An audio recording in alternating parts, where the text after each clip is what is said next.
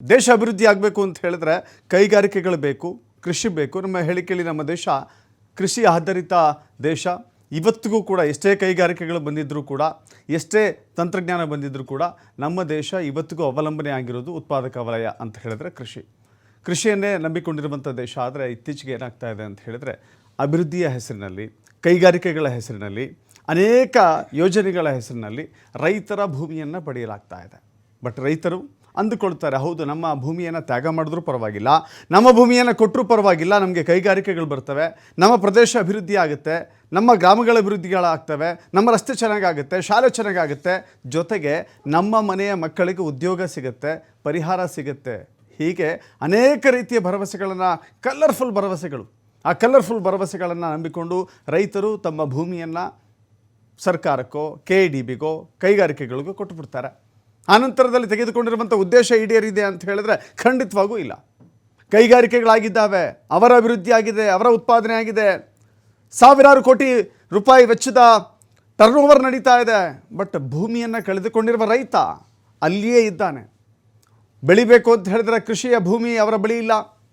ಪರಿಹಾರ ಅಲ್ಪ ಪುಡಿಗಾಸಿನ ಪರಿಹಾರ, ಮಕ್ಕಳಿಗೆ ಇವತ್ತಿಗೂ ಕೂಡ ಉದ್ಯೋಗ ಸಿಕ್ಕಿಲ್ಲ, ಕೊಟ್ಟಿರುವ ಭರವಸೆ ಈಡೇರಿಲ್ಲ. ನಾನು ಮಾತನಾಡ್ತಾ ಇರೋದು ಬಳ್ಳಾರಿ ಜಿಲ್ಲೆಯ ಭೂಮಿ ಕಳೆದುಕೊಂಡಿರುವ ರೈತರ ಗೋಳಿನ ಕಥೆಯ ಬಗ್ಗೆ ಮಾತನಾಡ್ತಾ ಇದ್ದೀನಿ. ಅಲ್ಲಿ ಅನೇಕ ಸ್ಟೀಲ್ ಕೈಗಾರಿಕೆಗಳಿದ್ದಾವೆ. ಹೇಳ್ತಾ ಹೋದರೆ JSW ಇದೆ, ಆರ್ಸೆಲರ್ ಮಿತ್ತಲ್ ಇದೆ, ಬ್ರಾಹ್ಮಿಣಿ ಸ್ಟೀಲ್ಸ್ ಇದೆ, NMDC ವಿಜಯನಗರ ಸ್ಟೀಲ್ಸ್ ಇದೆ. ಹೀಗೆ ಅನೇಕ ಕೈಗಾರಿಕೆಗಳ ಹೆಸರಿನಲ್ಲಿ ಭೂಮಿಯನ್ನು ಒಟ್ಟು 13,000 ಎಕರೆ ಭೂಪ್ರದೇಶವನ್ನು ಕೈಗಾರಿಕೆಗಳ ಹೆಸರಿನಲ್ಲಿ ರೈತರಿಂದ ಕಸಿದುಕೊಳ್ಳಲಾಗಿದೆ. ರೈತರಿಂದ ವಶಪಡಿಸಿಕೊಳ್ಳಲಾಗಿದೆಯಲ್ಲ, ಕಸಿದುಕೊಳ್ಳಲಾಗಿದೆ. ಪರಿಹಾರದ ಆಸೆಗೋ, ಉದ್ಯೋಗದ ಆಸೆಗೋ, ಅಥವಾ ನಮ್ಮ ಪ್ರದೇಶ ಅಭಿವೃದ್ಧಿ ಆಗುತ್ತೆ ಅನ್ನೋ ಆಸೆಗೋ ಒಟ್ಟು ಅನೇಕ ರೀತಿಯ ಆಮಿಷಗಳನ್ನು ಒಡ್ಡಿ ಕಸಿದುಕೊಳ್ಳಲಾಗಿದೆ. ಈಗ ಭೂಮಿ ಕಳೆದುಕೊಂಡಿರುವವರು ನಿರಂತರವಾಗಿ ಹೋರಾಟ ಮಾಡ್ತಾ ಇದ್ದಾರೆ.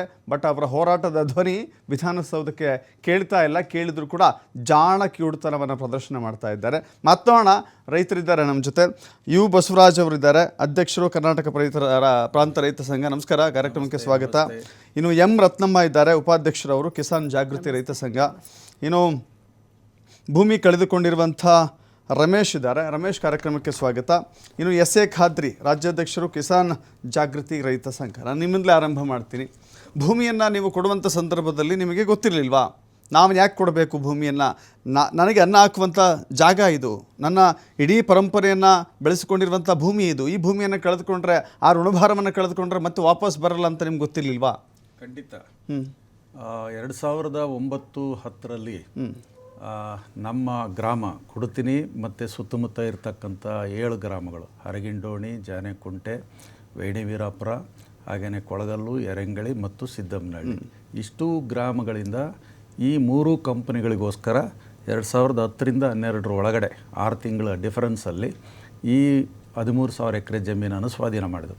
ಆ ಟೈಮಲ್ಲಿ ಆವತ್ತಿನ ಸರ್ಕಾರ ಮತ್ತು ಆವತ್ತಿದ್ದಂಥ MLAಗಳು ಮತ್ತೊಬ್ಬರು ಅದಕ್ಕೂ ಮುಂಚೆ KPCLಗೋಸ್ಕರ ನಮ್ಮ ಲ್ಯಾಂಡನ್ನು ಖರೀದಿ ಮಾಡಿದ್ರು. ಸುಮಾರು ಒಂದು 2,000 ಎಕರೆ BTPSಗೋಸ್ಕರ. BTPSಗೋಸ್ಕರ. ಆ ಟೈಮಲ್ಲಿ ಅವರೆಲ್ಲ ಹೇಳಿದ್ದೇನು ಅಂತ ಹೇಳಿದ್ರೆ, ನಿಮ್ಗೆ ಒಳ್ಳೆ ಭೂಮಿಗೆ ಬೆಲೆ ಕೊಡ್ತೀವಿ, ಜೊತೆಗೆ ನಿಮ್ಮ ಮಕ್ಕಳಿಗೆ ಉದ್ಯೋಗ ಕೊಡ್ತೀವಿ ಅಂತ. ಸೊ ನಮ್ಮ ಪ್ರದೇಶದಲ್ಲಿ ಭಾಳ ದಿನಗಳಿಂದ ಅಲ್ಲಿ ರೈತರು ನಾವು ಹೋರಾಟ ಮಾಡ್ತಾ ಇದ್ವಿ. ನಮ್ಮ ಪ್ರದೇಶಕ್ಕೆ ನೀರಾವರಿ ಮಾಡಿಕೊಡಂದ್ರೆ ಮಾಡಿಕೊಡ್ಲಿಲ್ಲ ಅವರು. ಕೊನೆಗೆ ಇದು ಈ ಬರಗಾಲದ, ಅಂದರೆ ನಿಮ್ಗೆ ಗೊತ್ತಿದೆ, ಕರ್ನಾಟಕ ಸರ್ಕಾರ ಹೇಳೋ ಪ್ರಕಾರ 10 ವರ್ಷದಲ್ಲಿ 1 ವರ್ಷ ಮಾತ್ರವೇ ಒಳ್ಳೆ ಉತ್ತಮವಾದಂಥ ಬೆಳೆ ಬರ್ತಕ್ಕಂಥ ಮಳೆ ಬರ್ತದೆ, ಇನ್ನು 9 ವರ್ಷ ಗ್ಯಾರಂಟಿ ಇಲ್ಲ. ಈ ಸ್ಥಿತಿಯಲ್ಲಿ ನಾವಿದ್ವಿ. ಅಂಥ ಸಂದರ್ಭದಲ್ಲಿ ಇವರೆಲ್ಲ ಬಂದು ನಮಗೆ ಈ ರೀತಿ ಹೇಳಿದ್ರಿಂದ ನಮ್ಮ ರೈತರು ಭಾಳ ಪ್ರೀತಿಯಿಂದ, ಈ ಪ್ರದೇಶದಲ್ಲಿ ಕೈಗಾರಿಕೆ ಬಂದರೆ ನಮಗೆ ಕೃಷಿಗಿಂತ ಹೆಚ್ಚಿನ ಆದಾಯ ಬರುತ್ತಲ್ಲ, ಮಕ್ಕಳಿಗೆ ಉದ್ಯೋಗ ಸಿಗುತ್ತಲ್ಲ, ಒಳ್ಳೆ ರೇಟು ಸಿಕ್ಕುತ್ತಲ್ಲ ಅನ್ನುವಂಥ ಕಾರಣಕ್ಕೋಸ್ಕರ ನಾವು ಒಪ್ಪಿಗೆ ಕೊಟ್ಟಿದ್ದು ನಿಜ. ಅದರಲ್ಲಿ 2 ಮಾತಿಲ್ಲ. ನಾವು ಪ್ರೀತಿಯಿಂದಲೇ ಒಪ್ಪಿಗೆ ಕೊಟ್ಟಿವಿ. ಆದರೆ ನಾವು ಪ್ರೀತಿಯಿಂದ ಕೈಗಾರಿಕೆ ಬರಬೇಕು ಅಂತ ಏನು ಒಪ್ಪಿಗೆ ಕೊಟ್ಟಿವಿ, ಅದನ್ನು ರಾಜ್ಯ ಸರ್ಕಾರ, ಅವತ್ತಿದ್ದಂಥ ರಾಜ್ಯ ಸರ್ಕಾರ ಮತ್ತು KIDB ನಮ್ಮ ಬೆನ್ನಿಗೆ ಚೂರಿ ಹಾಕಿತು. ಅದರಿಂದಾಗಿ ನಾವು ಎಚ್ಚೆತ್ತುಕೊಂಡು ನಾವು ಭೂಮಿ ಕೊಡಲ್ಲ ಅಂತೇಳಿ ಅವತ್ತೇ ಘೋಷಣೆ ಮಾಡಿದ್ವಿ. ರತ್ನಮ್ಮ ಅವರಿಗೆ ಅವತ್ತು ಪರಿಹಾರ ಸಿಕ್ಕಿದೆ. ಅವ್ರು ಹೇಳ್ತಾರೆ, ನಾವು ಪರಿಹಾರ ಆವತ್ತಿನ ಕಾಲಕ್ಕೆ ಎಷ್ಟು ಪರಿಹಾರ ಬೇಕಿತ್ತೋ, ಆವತ್ತಿನ ಗೈಡ್ಲೈನ್ಸ್ ಏನು ಹೇಳ್ತಿತ್ತೋ ಆವತ್ತಿನ ಪರಿಹಾರವನ್ನು ನಾವು ಕೊಟ್ಟಿದ್ದೇವೆ. ಇದರಲ್ಲಿ ಮತ್ತೆ ರೈತರು ಪರಿಹಾರವನ್ನೂ ತೆಗೆದುಕೊಂಡು ಮತ್ತು ಭೂಮಿಯೂ ಬೇಕು ಅಂತ ಹೇಳಿದ್ರೆ ಡಬಲ್ ಟ್ರ್ಯಾಕಲ್ಲಿ ಹೋಗ್ತಾ ಇದ್ದಾರೆ ರೈತರು ಅಂತ ಅನ್ಸೋದಿಲ್ವಾ? ಡಬಲ್ ಟ್ರ್ಯಾಕಲ್ಲಿ ನಾನು ಹೋಗ್ತಾ ಇಲ್ಲ ಸರ್. ಅವಾಗಿನ ಲೆಕ್ಕಾಚಾರದಾಗ ಮಾತುಕತೆ ಏನಾಗಿತ್ತು ಆ ರೀತಿ ಆಗಿದ್ರೆ ನಮ್ಮ ರೈತರು ಸುಮ್ಮನೆ ಆಗ್ಬಿಡ್ತಿದ್ರು. ಏನಾಗಿತ್ತು ಅವತ್ತಿನ ಮಾತುಕತೆ? ಅವತ್ತಿನ ಮಾತುಕತೆ ಒಂದು ಸರ್ ಅವತ್ತೇನಾಯ್ತು ಅಂತ ಹೇಳಿದ್ರೆ, ಮಾರ್ಗಸೂಚಿ ಬೆಲೆ ಪ್ರಕಾರ ಅವರು 8 ಲಕ್ಷ 1 ಎಕರೆಗೆ, ಆಮೇಲೆ ಇನ್ನೂ ಕೆಲವು ಜಮೀನುಗಳಿಗೆ 12 ಲಕ್ಷ, ಮತ್ತು ನಾನ್ ಅಗ್ರಿಕಲ್ಚರ್ ಲ್ಯಾಂಡ್ಗೆ 16 ಲಕ್ಷ ಅಂತೇಳಿ 3 ರೀತಿ ರೇಟ್ ಘೋಷಣೆ ಮಾಡಿದರು.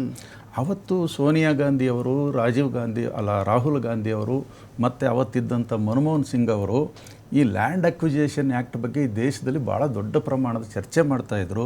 ರೈತರಿಗೆ ಒಳ್ಳೆ ರೀತಿ ರೇಟ್ ಕೊಡೋದಕ್ಕೆ ಸಂಬಂಧಪಟ್ಟಂಗೆ ಅವರೇ ಮಾನದಂಡಗಳನ್ನು ಅನೌನ್ಸ್ ಮಾಡಿದರು. ಅದರ ಮೇಲೆ ನಾವು ಕೂತು ಲೆಕ್ಕಾಚಾರ ಮಾಡಿದ್ವಿ.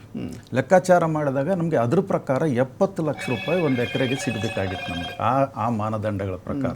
ಅದರಿಂದಾಗಿ ರೈತರು ಖುಷಿಯಾಗಿ ನಾವು ಜಮೀನು ಕೊಡ್ತೀವಿ ಅಂತೇಳಿ, ಅಂದ್ರೆ ಆಲ್ಮೋಸ್ಟ್ ಒಂದು 10 ಪಟ್ಟು ಸಿಗಬೇಕಾಗಿತ್ತು. ಆ ಲೆಕ್ಕಾಚಾರಕ್ಕೆ ಅವತ್ತು ನಮ್ಗೆ ಸಿಗಬೇಕಾಗಿತ್ತು. ಆದರೆ ಏನಾಯಿತು, ಅಲ್ಲಿ 8 ಲಕ್ಷ ಅಂತೇಳಿ ನಿಗದಿ ಮಾಡಿದಾಗ ನಮ್ಗೆ ಆಶ್ಚರ್ಯ ಆಯಿತು. ಯಾಕೆಂದರೆ ಕೇಂದ್ರ ಸರ್ಕಾರ ಹೇಳುವಂಥದ್ದು ಒಂದು ಮಾನದಂಡ, ಇವರು ಯಾವ ಮಾನದಂಡದ ಮೇಲೆ ಮಾಡಿದ್ದಾರೆ ಅಂತ ನಾವು ನೋಡಿದ್ರೆ ಅದು ಮೋಸದ ಭೂಬೆಲೆ ಅಂತ ನಮಗೆ ಗೊತ್ತಾಯಿತು. ಯಾಕೆಂದರೆ ಒಂದು ಭೂಮಿಗೆ ಯಾವ ರೀತಿಯಲ್ಲಿ ಬೆಲೆ ಕಟ್ಟಬೇಕು ಅನ್ನೋದಕ್ಕೆ ಸಂಬಂಧಪಟ್ಟಂಗೆ ಸರ್ಕಾರದ ಹತ್ರ ಕೆಲವು ನಿಯಮಾವಳಿಗಳಿದಾವೆ, ಯಾವ ರೀತಿ ಕಟ್ಟಬೇಕು. ಅದರಲ್ಲಿರೋದೇನು, 2010ರಲ್ಲಿ ಭೂ ಸ್ವಾಧೀನ ಮಾಡಿದರೆ 2009, 2008 ಮತ್ತು 2010 ಈ 3 ವರ್ಷಗಳಲ್ಲಿ ಎಲ್ಲಿ ಭೂ ಸ್ವಾಧೀನ ಆಗ್ತದೆ ಅದರ ಸುತ್ತ 5 ಕಿಲೋಮೀಟ್ರಲ್ಲಿ ಎಷ್ಟು ಮಾರಾಟ ಆಗಿದ್ದಾವೆ ಜಮೀನುಗಳು, ಅದರ ಸರಾಸರಿ ಬೆಲೆಯನ್ನು ಕನ್ಸಿಡರ್ ಮಾಡಬೇಕು ಅಂತ ನಿಯಮಾವಳಿ ಇದೆ. ಆದರೆ ನಮ್ಮ ವಿಚಾರದಲ್ಲಿ ಏನು ಮಾಡಿದ್ದಾರೆ ಅಂದರೆ, ಸಬ್ ರಿಜಿಸ್ಟ್ರು ಅವರು ಕೇವಲ 8 ರೀಡಿಂಗ್ಸ್ ಮಾತ್ರ ಅತ್ಯಂತ ಕಡಿಮೆ ಬೆಲೆ ಇರತಕ್ಕಂಥವುಗಳನ್ನು ತಗೊಂಡು ಅತ್ಯಂತ ಕಡಿಮೆ ಬೆಲೆ ಬರುವಂಗೆ ಮಾಡಿದ್ದಾರೆ. ಅದಕ್ಕೆ ನಾವೇನು ಹೇಳ್ತೀವಿ ಅಂದರೆ, ಇದು ಮೋಸದಿಂದ ಮಾಡಿರ್ತಕ್ಕಂಥ ಬೆಲೆ, ಕಂಪ್ನಿಗಳ ಜೊತೆಯಲ್ಲಿ ಶಾಮೀಲಾಗಿರ್ತಕ್ಕಂಥ ಮೋಸ ಮಾಡಿರ್ತಕ್ಕಂಥ ಬೆಲೆ, ಇದನ್ನು ರದ್ದು ಮಾಡಬೇಕು ಅಂತ ನಾವು ಕೇಳ್ತಾ ಇದ್ದೀವಿ. ಓಕೆ, ರತ್ನಮ್ಮ